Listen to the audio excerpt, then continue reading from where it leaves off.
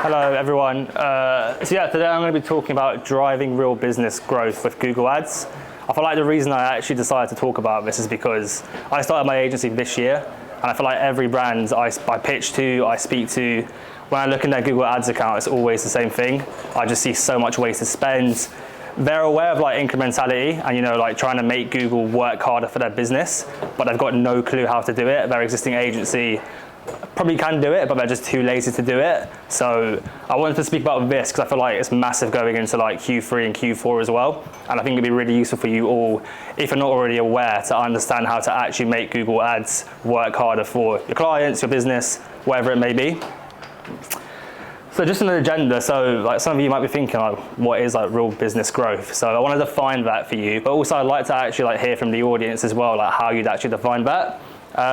So once you've actually defined like what real business growth is, and you understand what is growth for your business in particular, then obviously the in-platform stuff comes. So with that, it's really important to understand, like user search intent. So people searching in Google, what's the intent behind what they're searching for? So that comes with where they are in their customer journey or the purchase journey, and also after you've sort of figured that out, how do we actually respond via our Google Ads strategy? And then the sort of second aspect to it is obviously you've got the search intent first. After that comes product data. So especially for brands that have like large inventories, like we're talking like 1,000 plus SKUs within their inventory. Really important to understand which products actually help you drive the growth goals that you've got for your business. Obviously like after you've sort of recognized which products those are, this all comes into strategy, and obviously we put a strategy together to actually help achieve these goals and prioritize the products which are helping to drive your business growth. So what is real business growth? I've got a definition on the next slide, but I actually would like to hear from anyone if anyone's got like an idea of what real business growth is, or like put your hand up if you think you know what real business growth is. More money. Okay. More profit. But that wasn't enough people to. To be honest, I would say it ties to like business goals. It's just going to vary from business to business. Exactly. There's definitely like not a one size fits all when it comes to real business growth. So that's actually part of our definition. So how I've defined it is, through the lens of paid media, it means marketing activity that contributes to meaningful and incremental gains for your business. But as you said, it's not a one size fits all. So for example, some businesses, their goal might be to increase new customers. Some might be just increasing top line revenue. Investors have a revenue target, they want to hit it. So that's your growth goal. It might be increasing new customer revenue. It might be, having a new customer revenue target, but also having a CAC target in place as well. So it's definitely not a one size fits all. So marketing activity that contributes to incremental gains, and that basically means if they weren't to invest this additional money, it would mean that incremental gain would actually happen. So that's how I go about defining it. So what does like causing growth actually look like? So here I've got a couple of slides. I like to look at our business in two different ways: top line performance, bottom line performance. So top line is, like you look at your CAC, your new customers in Shopify, your new customer revenue. Bottom line is looking more at the profitability of the business. So now we're starting to look at your P&L. We're looking at contribution margin, net profitability. So many e-com brands these days have net profit targets that they hit monthly. So it's really important to look at both. And when it comes to like your Google investment, you want to see a pattern between how much you're investing in Google and how much new customer revenue you're seeing. Is your contribution margin improving? If you're not seeing that pattern where you're increasing spend, and that's also following suit in terms of bottom line and top line performance, then you know that your Google Ads investment that you're increasing is actually leading to those incremental gains. It is really important as well, like this sort of data, to make sure that there's no external factors which are impacting this. So by that I mean, if you're increasing Google Ads spend, but you're also scaling Meta ad spend or TikTok ad spend, whatever it may be, obviously those other channels are also going to have an impact on your contribution margin potentially increasing, your new customer revenue potentially increasing. So you always want to have like control variables in place when you are like incrementally testing different spend scenarios and different advertising channels. Otherwise, it's not a controlled experiment. So I would never let the Google Ads data fool you. So never let the dashboard fool you. So for example, I've onboarded a new client last month, And we've got like CAC targets, new customer revenue targets, new customer ROAS targets that they want to hit. And I had a call the other day and he was like to me, okay, like great, we're hitting all our CAC targets, new customer revenue, but why has Google Ads ROAS gone down? And after that was like a sort of shock to me. I was like, I've actually spent the last month telling you, let's not look at in-platform ROAS, so take it with a pinch of salt. And he still said that. So again, like I just take Google Ads in-platform ROAS with a pinch of salt. Obviously use it to like help guide you make decisions, like in-platform actionable decisions, but don't let it guide you on whether a platform is actually working or not. So these are two examples here. So one's like a non-incremental spend scenario, and one's an incremental spend scenario. Again, let's assume this is only with like Google Ads investment increasing, nothing else, everything else is constant. So in a non-incremental spend scenario, you'll see here like this chart is broken down by week. This is with like increased spend, by the way. I'm not putting it in the graph, but it is with increased spend. So in the first scenario, Google ROAS is going up, but you'll see that new customer ROAS is actually going down. If you're not aware of new customer ROAS, that's basically your new customer revenue, your top line new customer revenue divided by your advertising spend. So it tells you for every £1 you put in, how much new customer revenue you're getting back within the business. So obviously this is not a good look because in-platform ROAS is going up, but overall new customer ROAS is going down. So that tells us that actually the increased investment we're putting in isn't leading to any new customer incremental gains. So that's probably spend going on returning customers. It could be going on new customers that aren't actually incremental. So people that are low hanging fruit who are going to convert regardless of you bidding on them or not. And then this is what you want to see on the right hand side. So an incremental spend scenario. So as your Google ROAS goes up, you want to be seeing your new customer ROAS also increasing. The only thing I like caveat of this, like for returning customers, the only time I see a returning customer actually being incremental is when it's a lapsed customer or if it's someone about to churn. Otherwise, I think active returning customers are going to convert, they're brand loyal, they've already bought into the brand. So there's no point in, going back and reinvesting in them. Like let email marketing and organic social do that job for you. So now we've sort of broken down or visualized what real growth looks like. I want to move on to the actual intent of the user, just to help you understand, okay, who should we be going after. So this is just like pretty much every single campaign type on Google Ads. So branded search, shopping, generic search from PMax, demand gen and YouTube. This is how I tend to break out my Google Ads accounts, from a top line level at least. So you see at the bottom here, we've got an incrementality scale from least incremental to most incremental. So in my opinion, this is how it sort of ranks. So at the bottom, you've got branded search. So these people, brand aware, they're ready to buy from you pretty much. So they're the least incremental. You've probably educated them through like Meta, TikTok, why they should buy into your brand.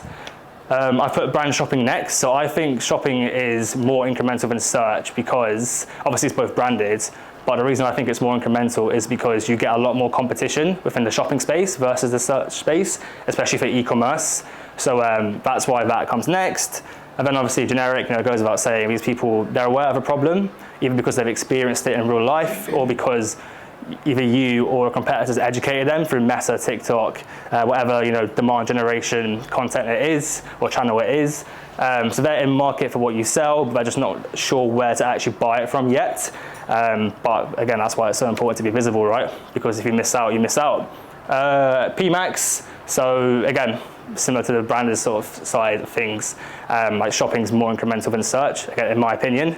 Definitely up for debate, but in my opinion it is. Demand gen and YouTube a very top of funnel activity.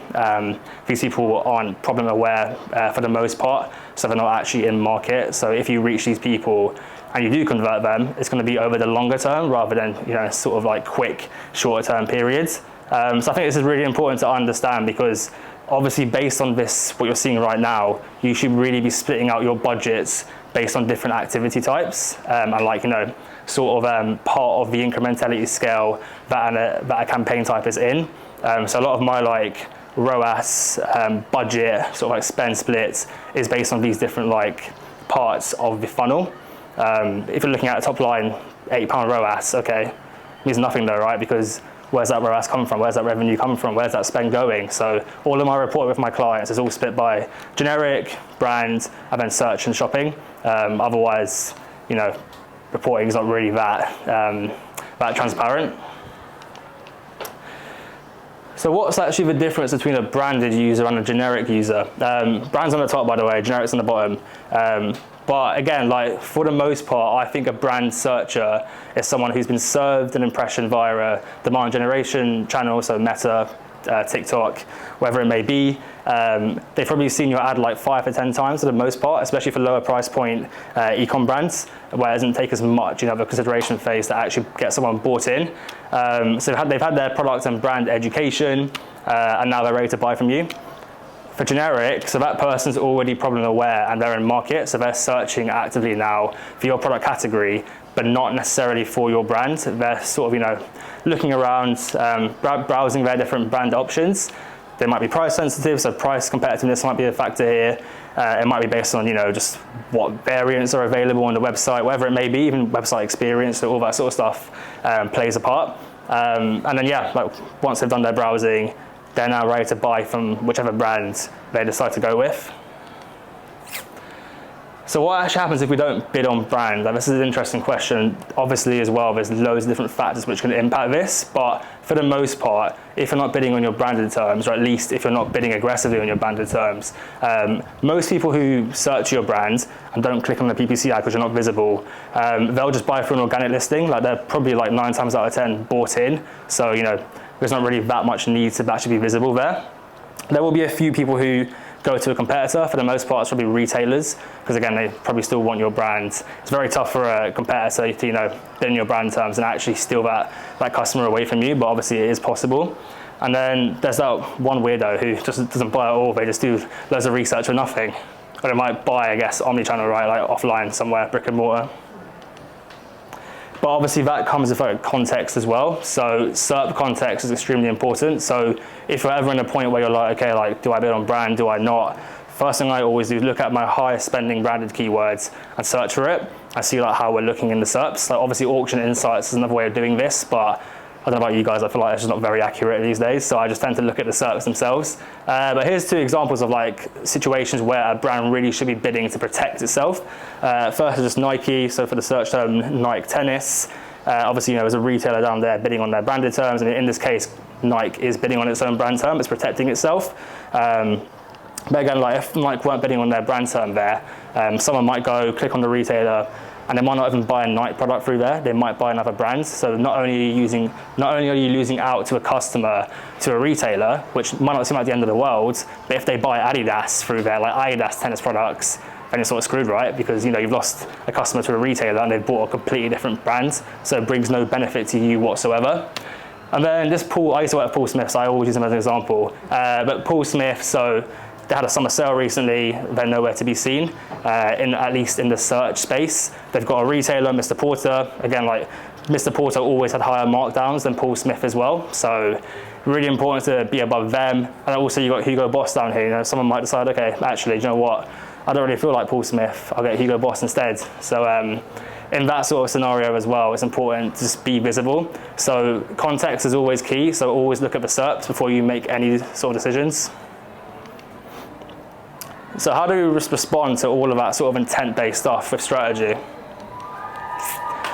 So obviously looking at the SERPs is one thing, but you've also got your in-platform metrics as well to guide you. So when it comes to like always on branded search activity, what I tend to do is look at impression and click share, and then I look at it versus like new customer ROAS, like new customers, Shopify, whatever e-com platform you're using, and basically just incrementally test, so make some tweaks. Say you're on like 80% impression share and 85% click share through a branded campaign. Okay, let's try and lower it. What impact does that have on new customer numbers? What impact does it have on your CAC? Does it get healthier? Does it get weaker?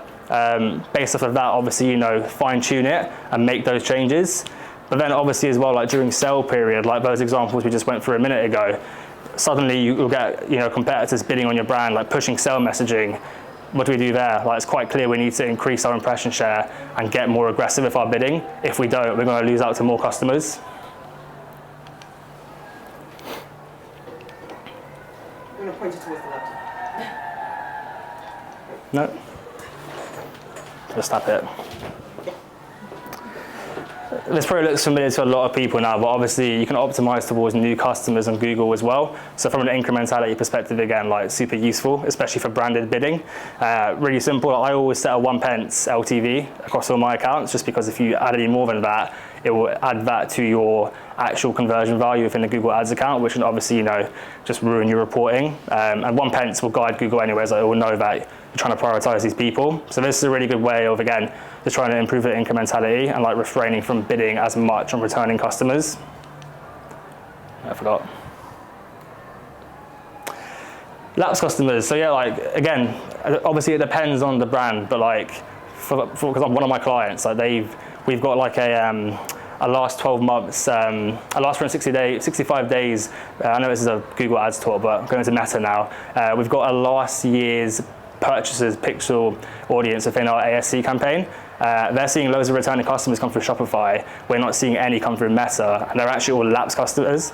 And from their perspective, they're like, okay, like a lapsed customer is basically customer acquisition, because if you've not bought for a year and you come back and buy through Meta, it's pretty much winning back that customer again. So even though Shopify classes it as a returning customer, from a, you know, an acquisition standpoint, it makes sense to class these group of people as a new customer again, because they sort of looped out of the funnel. So this is also a really good way of, yeah, just like trying to get more lapsed customers back into the funnel and convert them. What I like to do with PMax is actually excluding brand completely, because what you can do with that, like PMax is just a massive culprit of going after low-hanging fruit, whether it's through branded search, branded shopping, whatever it may be. So this is a really good thing. This is a really good strategy to try and have more control over how much spend is going in generic versus brand through PMax. And obviously that just helps with incrementality as well, because then you can control how much you're spending on generic PMax, what results you're seeing from it, and also you've got that sort of smaller brand shopping campaign there to, you know, spend less but still remain visible. So at least that way you're not losing out to your competitors. So that was like the intent side of things, like more probably search related, but obviously there's some like shopping concepts to it as well. A lot of what I do around PMax and shopping is around like product prioritization based on business goals. So again, like another reason why I want to talk about real business growth is because, again, different brands have different definitions of this. So for example, if you're trying to increase profitability, then like optimizing towards gross margin and bidding towards profit is a massive win. Like I did this with Travis Perkins for 3 years. They've got, I think, 20,000 SKUs in their inventory, all ranging from like 10% to 85% margin. So it's a no-brainer for us. We're like, yeah, like the business wants to increase profitability. We've got, you know, thousands of pounds to spend a month on PMax and shopping. Let's do profit bidding, and let's prioritize the products which have a higher margin and deprioritize the products which have a lower margin. Because at the end of the day, like, obviously Google doesn't actually know what your business goals are. Like, there's no way to input into the ads platform, okay, I want to drive more profit, I want to drive more new customers. It doesn't know. All it's got is a ROAS target or a target CPA. So you need to guide it through your business data and tell it, okay, look, I want to achieve this, obviously through control, through splitting out your campaigns, and through having that structure which complements your business goals. So some examples, as I mentioned, like gross margin, lifetime value propensity for second purchase from a particular SKU. So by that I mean, okay, these are all the products that were bought by these customers as part of their first order. How much LTV do we see from those orders? And then I've actually built a report for this, which is, I've got a screenshot of it in one of the next slides. But this report basically tells you, okay, which products are driving the highest LTV customers and therefore the most profitable customers. Because you might have a product that, you know, it's low in gross margin, or it tends to see a low AOV first order wise, but actually after 12, 24 months, the people that buy that product have a massive LTV in comparison to other products. So a really good way is just to increase your profitability. Returns, so products that see high returns, like what's the point in advertising them, right? There's no point.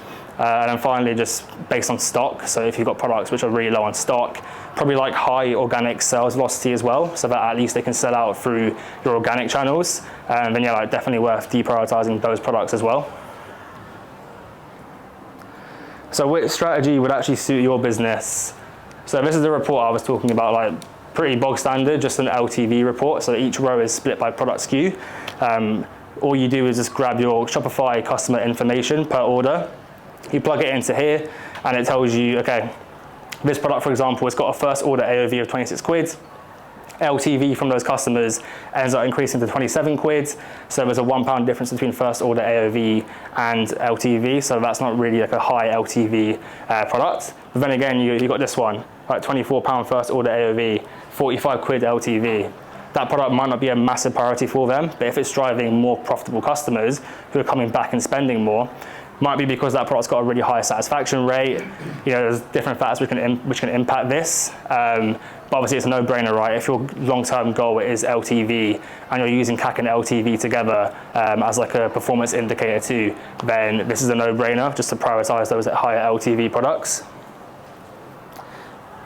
Margin bidding, so again, like grabbing your Google shopping data, adding your gross margin in a column, and then from that you can work out profitability, and obviously you can use your margin groupings to make custom labels, split all these products in different campaigns, have higher ROAS targets on your lower margin products, and have lower ROAS targets on your higher margin products.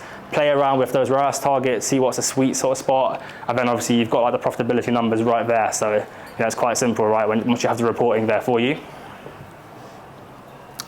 And then finally, so I mean, if your goal isn't profitability or LTV, and you're more focused on in-platform ROAS, I mean, obviously again, like, I don't recommend looking solely at in-platform ROAS from a reporting perspective, but at least from like a performance perspective, especially if we're running like generic PMax, and all the shopping data is from there. Generic's incremental, so you know that you can use your in-platform numbers to guide you in this particular instance.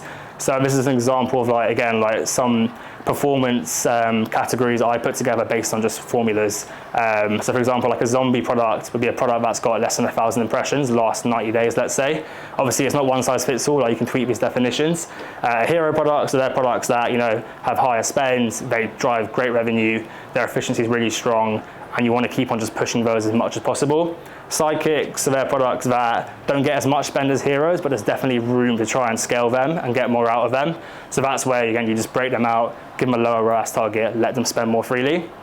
And then finally, villains, so just products that do crap, basically. They're not really worth spending on, but when you break them out, sometimes you actually see villains perform well, because obviously spend will drop. You'll start seeing your efficiencies go up. Again, like when you've got one campaign of all your products in it, Google's got a blanket ROAS target of, let's say, £10. It will spend to hit that £10, but it won't necessarily spend efficiently everywhere. So that's why you have to force Google's hand, separate into 4 different campaigns, like 3, 2 if you need to, based on obviously your spend and how many SKUs you've got, and then force its hand and like give it separate ROAS targets. That way, it's obviously got ROAS targets to hit for each campaign, so it needs to work harder across your whole product inventory to actually achieve what you're trying to get out of it. Any questions? Well, for now, please give us our very